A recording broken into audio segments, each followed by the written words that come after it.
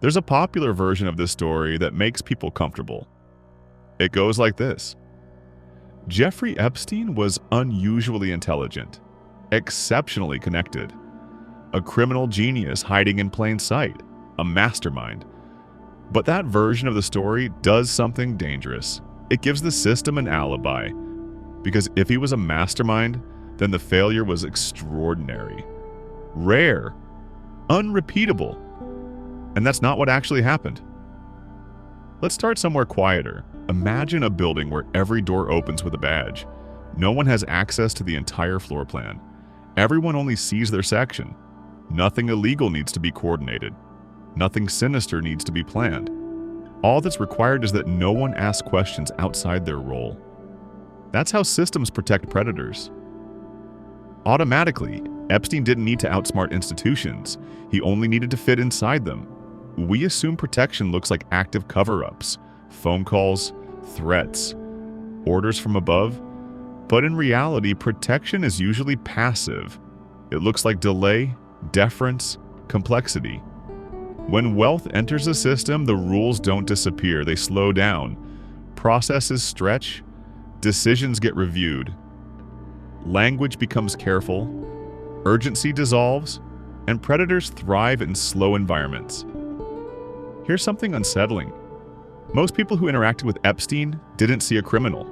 They saw a client, a donor, a contact, someone above their pay grade, and when responsibility feels unclear, it quietly disappears.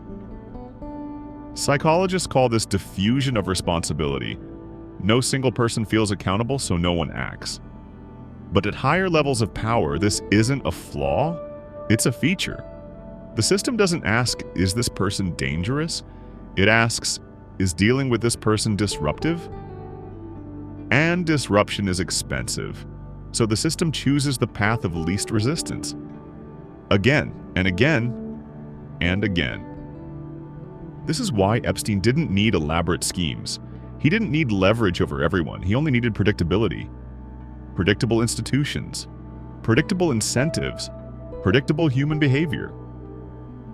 Silence feels safer than accusation. Delay feels safer than action. Settlement feels safer than exposure. Over time, safety becomes protection. Not because anyone decides to protect harm, but because protecting stability becomes the priority. Here's the part that's hardest to accept. Most of the people involved didn't think they were doing anything wrong. They were following procedure, deferring authority, trusting the process.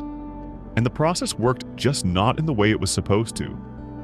This is why calling Epstein a mastermind misses the point. It suggests intelligence defeated justice. What actually happened is simpler and more disturbing. Normal behavior inside powerful systems was enough. The system absorbed the threat, contained it, minimized it. Not once, repeatedly. And that's why this story matters beyond one man.